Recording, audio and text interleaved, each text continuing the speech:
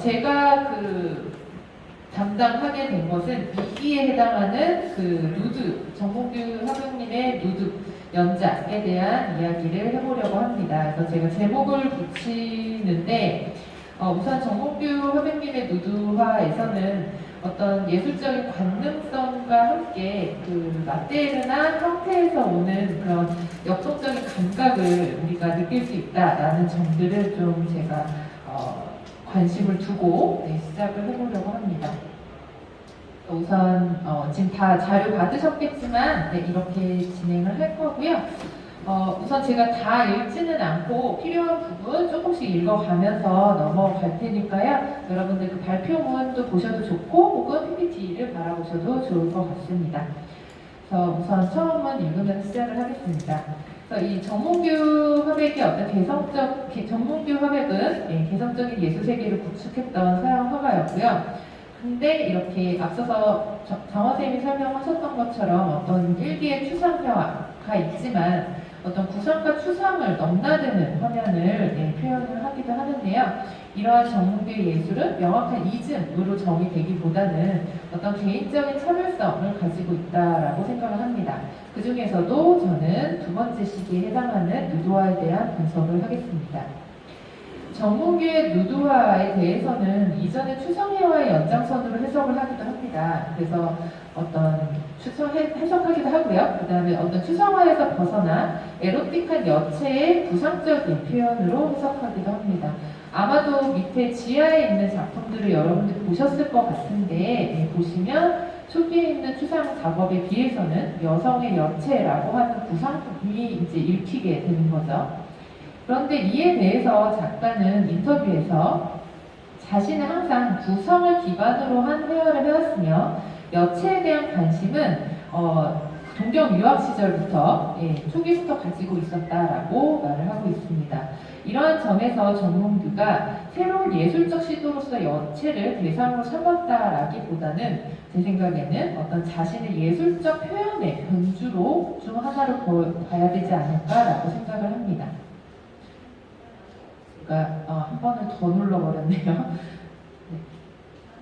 그래서 이러한 정몽규의 누드 연작을 논하기 위해서 본고에서는 우선은 미술사에 있어서 누드의 이미지에 대한 논의를 먼저 한번 간단히 살펴보고 분석해보고자 합니다. 그 다음에 정몽규의 누드는 어떤 얼굴이나 장신구와 같은 대상의 개별적 특성이 없다라는 점이 굉장히 두드러진 요소인데요. 그러한 점에서 정몽규가 그린 그 누드는 어떤 여체가 가지고 있는 다양한 움직임을 중심으로 한 조형적 특성을 중심으로 관람자에게 관념적 아름다움이나 이런 다양한 감정을 느끼게 합니다. 동시에 표면의 거친 붓질과 함께 물감을 긁어내는 표현을 통해서 여체의 형태를 구성하면서도 지원에는 이중적인 조형을 보여준다라고 생각을 하는데요. 이러한 점에서 조금 입체적으로 정몽규의 작품을 살펴보도록 하겠습니다. 먼저 누드화라고 이야기를 할 수가 있는데 저는 이제 이 구성을 하면서 그냥 2부 연작이라고 이름을 붙였습니다. 왜냐하면 원래는 이제 정몽규는 앞서서 장원 선생님이 말씀하셨던 초기에는 추상회화를 구축을 했고 69년경부터 2000년대까지는 여체 형상으로 기반을 한 누드 작업을 지속을 했는데요. 초기에는 제목을 여로 했습니다. 하지만 이제 1975년경부터는 2부라고 칭했는데요. 사실은 이 연작의 이름이 달라집니다. 그리고 이렇게 변하는 것에 따라서 조형적인 특성 역시도 달라지기는 하지만 이걸 묶어서 누드라고 그냥 통칭을 하기보다는 어떤 조금 더 2부라고 하는 지점을 중심으로 해서 저는 좀 분석을 해보면 좋지 않을까라고 생각을 합니다. 그리고 1990년대 이후에는 꽃이나 풍경 등 자연 형태를 통한 구성의 강렬한 색조가 반영된 회화를 누드화와 동시에 작업을 했죠. 그리고 이런 2부 연작의 초기 작업들, 그러니까 여연작이라고 볼 수 있는 작업들은 화면 속의 어떤 생면을 통해서 화면을 분할하는 시각적 요소들 간의 에너지의 긴장감을 시각화하고 있습니다. 이에 대해 정몽규는 자신의 작업이 순수 추상이라기보다는 구성적인 형태가 추상화한 것이라고 말을 하고 있습니다. 그리고 그 안에는 부상과 추상을 떠나 인간에 대한 관심이 내재해 있다라는 점을 강조를 합니다. 그래서 가령 이제 초기 여 시리즈 중에 한 작품인데요. 네, 이 작업을 보시면은 두 여인의 여체가 왼편에는 앞으로 머리를 하고 있고 오른편에는 뒤로 머리를 하고 있는 두 여체의 모습을 볼 수가 있습니다. 네, 여기에서 보면 이런 어떤 실제 초기 누드 작업의 이런 시리즈에서는 추상에서 보였던 이전의 추상회화에서 보였던 색과 면의 분할을 기초로 하고 있습니다. 이를 통해 형체들이 하나의 덩어리를 이루기도 하고 분할되기도 합니다. 하지만 1970년대에 접어들면서 강렬한 색채는 점점 탈각되고 거친 선으로 면의 분할도 분해가 됩니다. 이를 통해 갈색조의 흰 빛으로 화면이 채워지고 이전의 작품에서 보이는 면 사이의 긴장감은 없어지고 있습니다. 하지만 오히려 거친 붓질과 긁힌 선을 통해 더 강한 힘을 느끼게 합니다. 더불어 질감이 두드러지면서 시각적 긴장이 아닌 촉각적 현장감을 줍니다. 제가 도록으로 이 작품들을 보았을 때도 굉장히 강렬했는데 오늘 와서 지하에서 실제 작업을 보니까 더욱더 이런 특성들이 명확하게 드러나더라고요. 그래서 이런 마테리얼을 중심으로 한 시각적인 것뿐만 아니라 촉각적인 현장감이 잘 드러난다라고 볼 수가 있습니다. 이런 2부 연작에 대해서 정몽규는 일본 동경예술대학에서 유학을 할 때 가졌던 인간과 예술에 있어서의 에로티시즘에 대한 관심이 바탕이 되었다고 합니다. 하지만 여체에 대한 남성에 대한 욕망이라는 의미라기보다는 예술적 관능성을 말합니다. 그러면서 제가 굉장히 흥미로웠던 점이 뭐냐면 유학 당시에 일본 나라에 있는 호류지의 벽화를 복원한 그림을 보게 되었는데 이런 옛 불화에서 보이는 유려한 선과 인체의 조형에서 느껴지는 예술적 관능성에 대해서 이때부터 생각하기 시작했다라고 합니다. 저 역시도 굉장히 호르지의 그 벽화 이미지가 가지고 있는 그 곡선의 아름다움에 대해서 개인적으로도 감명받은 적이 있었기 때문에 이런 점이 더 와닿았던 것 같습니다. 이러한 2부 연작에 대해서 김상철 선생님, 이명범 선생님, 박은근 선생님 등등 많은 분들이 다양한 관점으로 평가를 해줬고요. 그 중에서 이제 박은근 선생님 같은 경우에는 이제 2부라고 하는 제목에서 조금 더 주목을 하면서 앞서서 정원 선생님이 말씀하실 때도 이제 원초적 어떤 참모습 이런 이야기를 얘기하셨듯이 이 누드화 역시도 어떤 그저 여체를 의미하는 것이 아니라 생명의 시원인 이부로 칭해진다라고 보았습니다. 네, 제가 쓴 발제용에서 3페이지에 있는 내용입니다.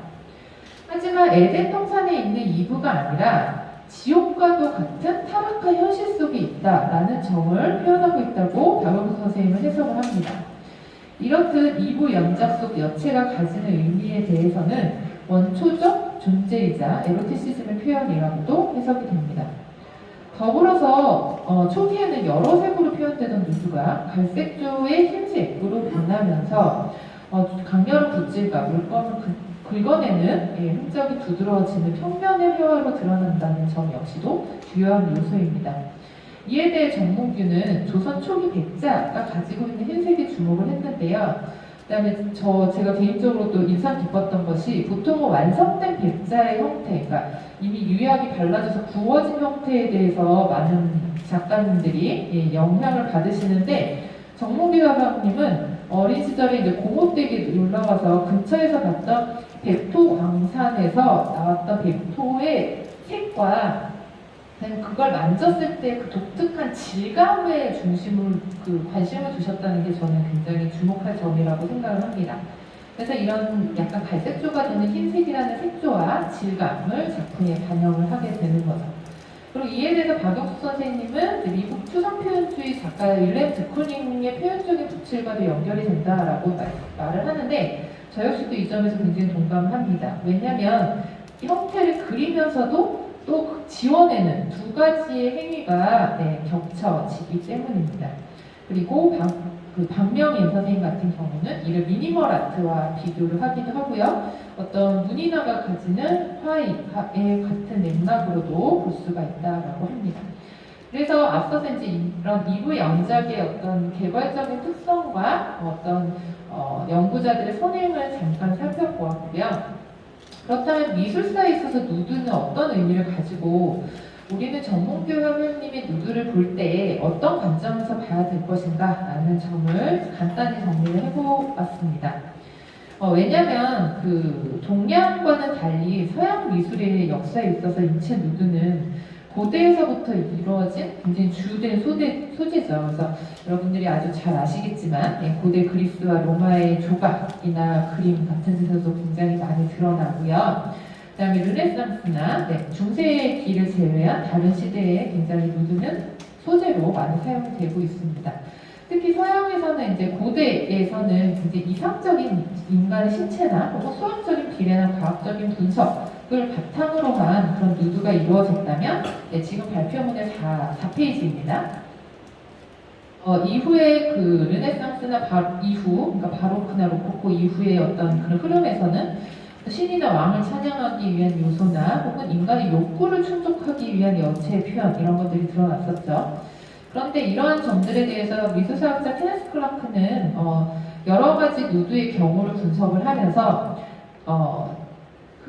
마티스나 피카소와 같은 현대 작가들이 가지고 있는 그런 누드의 특성을 누드 자체가 목적이 된 누드라고 보고 있습니다. 왜냐면은 이러한 누드 자체가 목적인 누드는 현대 작가 마티스나 피카소가 가지는 다양한 어떤 조형적 실험을 위해서 표현된 누드이기 때문입니다. 그래서 순수한 회화 구성의 기초로서 가치를 갖고 있는 형체가 되는 거죠. 이러한 점이 바로 정몽규의 누드, 그러니까 이브 시리즈가 가지고 있는 그런 누드 형태와 누드화의 목적에 더 가깝지 않나라는 생각이 듭니다. 그래서 정몽규 역시 예술적 도구로서 여체를 화폭에 담았다라고 생각을 하고요. 이는 작가가 동경 유학 시절 호류지 예술, 벽화의 예술적 가능성을 표현하고 싶었다라는 점하고도 연결이 된다라고 생각을 합니다. 그러한 점에서 정몽규의 이런 누드화를 어떤 이 그림 속에 있는 여성적 대상이 그저 옷을 벗고 있는 여성이라기보다는 누드라는 어떤 하나의 이미지로 봐야 된다라는 생각이 듭니다. 아마 많이들 아시겠지만 그냥 제가 간단히 이 네이키드와 누드에 대해서 설명을 드리자면 옷을 벗은 여성, 즉 네이키드인 여성 같은 경우에는 어떤 실체적인 여성의 신체의 존재의 의미를 가지게 되지만 누드라고 하는 것은 작가나 시대적 이념을 표현하기 위한 일종의 시각적 이미지라고 볼 수가 있습니다. 클라크는 바로 이렇게 누드를 시각적 이미지로 봐야 된다고 했고요. 미술 비평가 존 버거 역시도 어떤 누드의 이미지가 가지는 의미적 차이를 문화적 배경을 중심으로 해서 봐야 된다라고 하는데요. 그냥 아주 간단하게 말씀을 드리자면, 그러니까 왜냐하면 정몽규 회원님의 2부 연작 같은 경우가 얼마나 우리가 기존에 알고 있는 누드와 다른지에 대해서 여러분이 한번 환기하시면 좋을 것 같아서 갖고 온 도판이고요. 존 버거는 이 만해 올림피아를 보면서 이 누드화가 과거의 누드화하고는 다르게 이런 누드화, 조르지오네나 티치아노의 누드화는 다르게 시선이 다르다라는 점을 이야기를 하고 있습니다. 그래서 이전의 과거의 예술 작품들 같은 경우는 관람자들이 마음껏 바라볼 수 있는 소비용 이미지였다라고 한다면 만해 올림피아 같은 경우에는 더 이상 그렇게 수동적인 소비되는 대상으로서의 여성 이미지가 될 수가 없는 그런 누드로 나타났다라는 점을 이야기를 하고 있는 거죠. 그래서 간단하게 어떤 그 정몽규 협연님의 2부 연작과 연결해서 볼 수 있는 그런 어떤 서양 미술사에 있어서 누드의 개념들에 대해서 살펴봤고요. 이제 본격적으로 2부 연작 분석을 간단히 보도록 하겠습니다. 먼저 저는 두 가지 관점에서 봤는데요. 아까 제목에서부터 말씀드렸다시피 예술적 가능성을 가진 누드와 역동성을 담을 역설적인 기법이라는 점을 주목을 해봤습니다. 첫 번째로 예술적 가능성을 가진 누드의 특성으로서는요. 어떤 정몽규는 인체와 예술적 가능성에 대한 관심을 가져왔습니다. 이는 1975년경부터 연작의 제목이 2부를 통해서도 복합적인 의미가 생성이 됩니다. 성경 속 이브는 최초의 여성이자 인류의 어머니가 되는 최초의 생명의 근원입니다. 정몽규는 이러한 생명의 근원이자 생태적 의미로서의 여성이 주목을 한 것이라고 볼 수 있습니다. 또한 예술적 관능성에 대해 논의를 하면서 호르지 벽화에 대해서 언급했듯 여성의 신체에서 드러나는 곡선의 아름다움이 연작의 전반에 드러나고 있습니다. 정몽규가 표현한 누드는 곡선이 잘 드러나는 특정 자세들이 반복이 되고 있는데요. 침대와 같은 평평한 곳에 바로 눕거나 옆으로 누워있거나 둔부의 곡선이 두드러질 수 있는 자세, 고개를 젖히고 서 있거나 고개나 허리를 살짝 꺾고 누워있는 자세 등 어떤 여체가 각 작품에서 다양한 구성으로 조합이 되어 있습니다. 그래서 이렇게 두 여성이 서로 마주보고 누워있거나 이렇게 둔부가 강조되는 자세이거나 혹은 이제 누워있거나 서있는 그런 모습들로 표현을 하고 있는 거죠. 더불어서 1990년대부터는 밝음과 어둠의 차이를 활용을 하면서 명암의 대조를 느낄 수 있도록 연체의 곡선이 이제 느낄 수 있도록 하고 있습니다.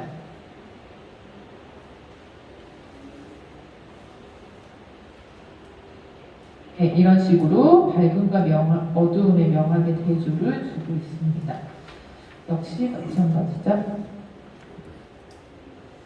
이렇듯 여성의 곡선을 주목을 하면서 관능성을 두드러지게 하는 두드러지게 하는 긴장감 있는 구성을 하면서도 탁자에 앉아 있거나 커피를 마시는 등의 행위 역시 자연스러운 여체의 모습을 표현을 하기도 합니다.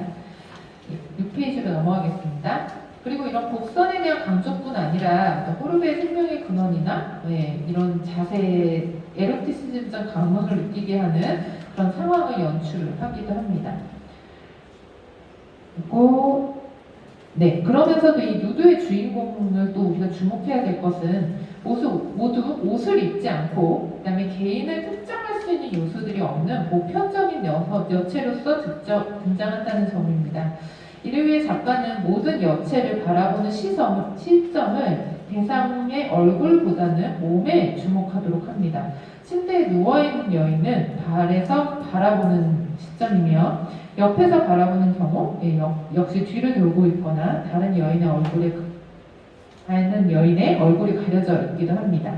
이런 점 만해 올림피아와는 대비되는 고전적이고 전형적인 누드와는 다르게 소비되는 대상이라기보다는 생명의 형태와 아름다운 육체를 통한 관련성을 제시를 합니다.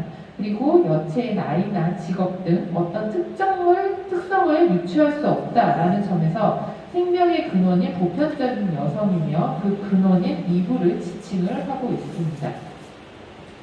그리고 간결한 선으로 그려진 윤곽이나 때로는 크로키하듯이 거치고 빠르게 그어진 선으로 그려지면서 보는 이로 하여금 인체의 역동적인 동세도 함께 느끼게 하고 있습니다.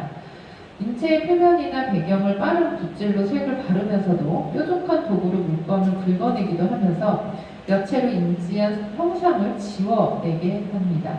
그래서 어딘지 특정할 수 없는 공간에 있는 여체들이 인지되는 순간 강렬한 붓질과 긁어낸 자국으로 회화의 표면을 또 동시에 느끼게 됩니다. 이러한 이중적인 지각을 통해서 대상에 대한 끌어당김과 밀려남이 함께 느껴지게 된다는 점에서 이부 연작이 다른 누드와 확실한 차이성을 가지고 있다고 생각을 합니다. 이런 점에서 바로 역동성을 가지고 있는 역설적인 기법이 드러난다라고 생각을 하는데요. 하면서 이런 초기의 시리즈 같은 경우에는 마티스나 피카소가 카페나 아틀리에 공간을 선과 면으로 구획을 하듯이 침대나 의자, 탁자를 연상하게 하는 공간이 구획되어 있습니다. 그리고 그 안에 여체가 움직이듯 동생을 가지는 선과 붓질로 표현이 되어 있습니다. 그래서 이러한 하고요. 그 다음에 초기 작업의 여체는 몇 개의 선으로 이루어진 구역 안에서 표현이 되는데 그러면서도 어떤 힘있는 아래에도 있는 작업인데요. 그 힘있는 움직임은 여2에서처럼 덩어리를 이루며 여체들은 화면을 분할하는 역할을 하기도 합니다. 이렇게 초기에는 주로 3차원적 공간을 영상시키는 선과 면으로 분할하면서도 붓을 통한 채색이 이루어졌습니다. 그렇지만 73년 작품에서는 여체를 뾰족한 도구로 긁어냈고 74년 작품에서는 본격적으로 여체뿐 아니라 화면 전체의 표면을 긁어내기 시작했습니다. 그러면서도 색채 역시 푸른색, 붉은색, 흰색 등을 명에 채웠다면 화면을 긁은 면들은 갈색의 강도는 무채색으로 표현을 하고 있습니다.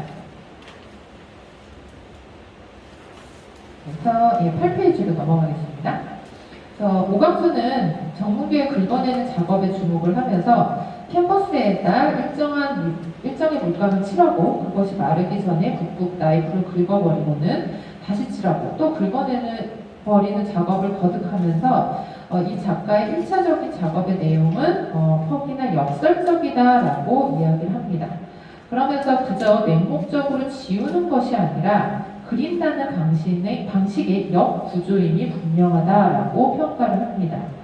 이러한 지워내기 과정을 통해서 대상성이라는 환경을 지우면서도 화면을 구조화에 이르게 한다라는 점에서 앞서 정원 선생님이 말씀하셨던 그런 추상회화에 있어서의 그런 순수한 시각적 가시성 같은 것을 통한 회화 자체의 독립성을 읽어낼 수 있다라고 평가를 하기도 합니다.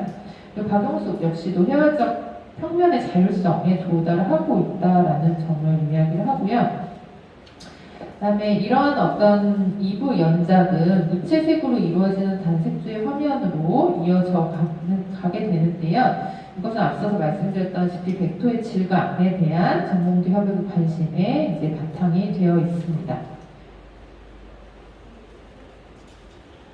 그래서 이러한 색의 어떤 변화를 통해서 미묘한 색조를 기반으로 한 글귀와 붓질은 시각뿐 아니라 촉각까지도 환기를 시키게 되는데요. 이런 점은 여체의 윤곽을 나타나기 위한 크로키적인 붓질을 통해서도 나타날 수 있습니다. 세밀한 묘사나 환상적인 표현을 위한 음영으로 인한 윤곽이 아니라 인체의 동세나 형태, 특히 정몽규가 주목하는 관능적인 여성의 선이 빠른 선으로 표현이 되고 있습니다. 인체 드로잉을 하듯이 표현되는 이 방식은 긁어내기의 방식과 함께 화면 속에서 리듬감을 부여합니다. 이렇게 1980년대 이후 글귀를 사용하지 않은 2부 연작에서도 동일한 감각이 불러일으켜지는데요. 빛과 어둠을 연상할 수 있게끔 밝은 면과 어두운 면을 대조시킴으로써 여성의 곡선과 그 동세가 강조되고 있습니다.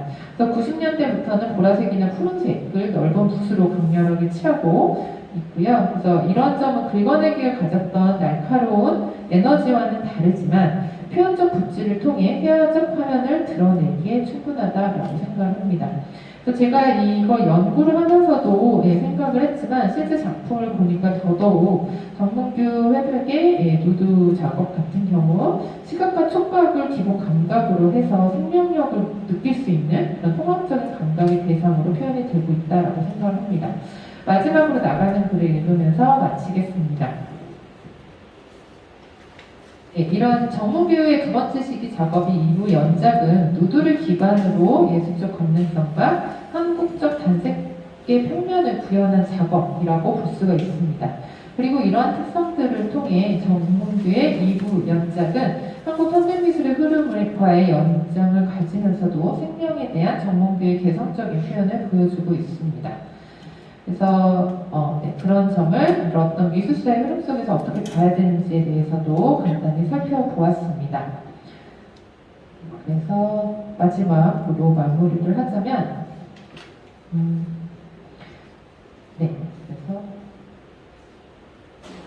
그래서 이런 점들은 어떤 후기에 긁어내기보다는 강한 붓질과 크로키적인 윤곽선이 드러나는 시기에도 동일한 감각을 일으킨다라고 생각을 하고요. 이러한 점은 박웅수 선생님이 평했듯 정몽규가 2부 연작을 통해 도달하고자 했던 자기 해방의 과제를 90년대부터 시작한 자연주의 회화에서 한 단계 더 진전이 되었다라고 생각을 합니다. 오랜 시간 잘 들어주셔서 감사합니다.